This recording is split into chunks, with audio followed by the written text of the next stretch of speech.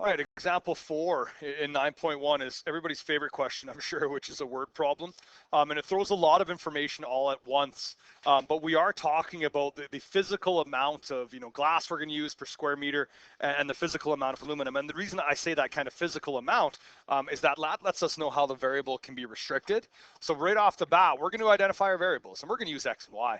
So x is going to be the area of glass, and it says we can pick the dimensions. So I know the picture shows a circular, or you don't have the picture in your notes, but anyway, it doesn't have to be a circular table, is what I'm saying. So x is just the area of the graph, and I'll put beside it that would be in square meters, and y is going to be the amount of aluminum, and that would just be in feet. Kind of ridiculous that the aluminum is priced per feet and the glass is priced per square meter, but welcome to Canada on that cusp of both systems. I'm just going to put the costs underneath so that I don't forget.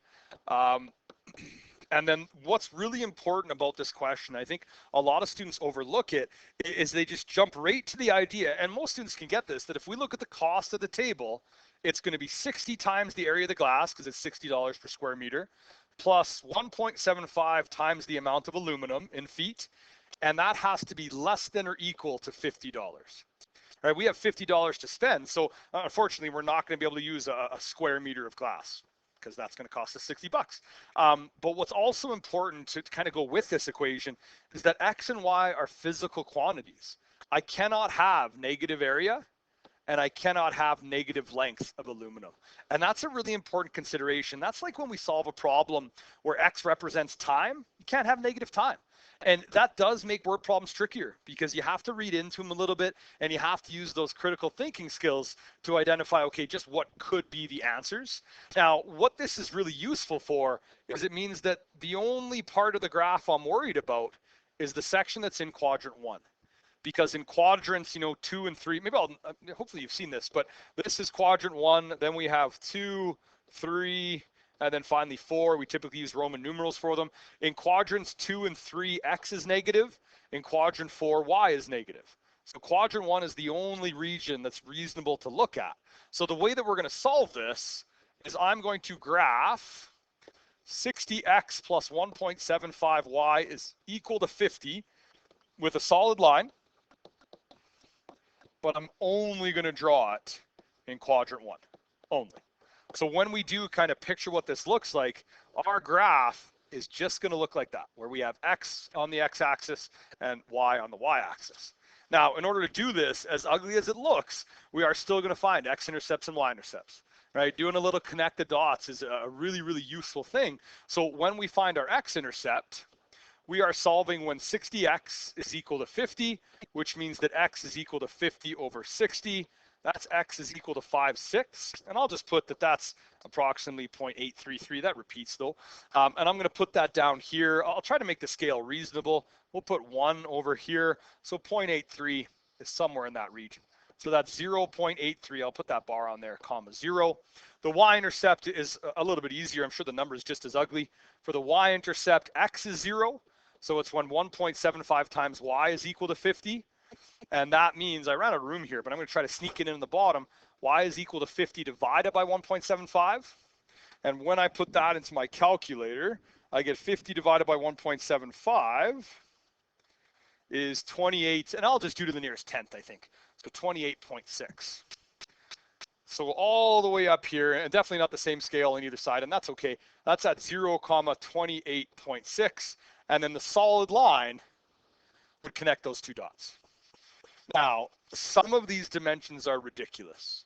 If we look at this point right up here, which is technically a solution, the table is all aluminum. I don't know what that looks like. Maybe you just kind of coil it up into a big kind of circle, and then you can put your beverages on it or whatever you're using your table for. The other side of it is just this kind of 0.83 square meters of glass. That's it. We don't know what shape it is. That doesn't matter, but it's just glass. Typically, anytime we have glass, we'll surround it with some kind of metal edging to make sure you don't get cut on the glass. But we need to determine, do I shade in above or below the line? And some students will kind of maybe understand immediately that if we look at the point 1, 0, 1, 0 is not in the solution. If I put 1 in for x, I get that 60 is less than or equal to 50. That is not true. Now, because I like that nice kind of, universal method, I'm going to pick a test point. And the point that I'm going to pick, because I can, is the origin, 0, 0. Now, I put x is greater than or equal to 0 and y is greater than or equal to 0. There's a pretty solid argument that that should say x is greater than 0 and y is greater than 0. The only problem is that, they both can't be 0, but one of them could be 0. I could have an all glass table. I could have an all aluminum table. But if I don't have any glass or any aluminum, have I really built a table? And that's a kind of weird math philosophy question for you. But I'm going to use my test point 0, 0, and I'm going to check if 60 times 0 plus 1.75 times 0 is less than or equal to 50. And I think we all agree that 0 is definitely less than or equal to 50.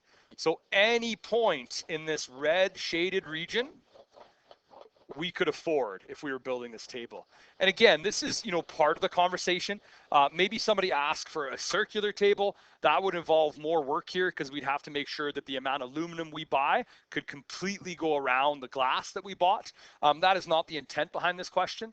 The intent is really to make sure you understand that because we have $50 to spend, that's why that 60x plus 1.75y has to be less than or equal to 50. If materials cost me $55, I'm out of luck. I only got 50 to build that table with. All right, I'm going to put up the kind of standard assignment, but keep in mind there will be a modified one within Google Classroom. Good luck, work on these, use your calculator, and as always, email me if you have any questions, and we'll answer them forthwith.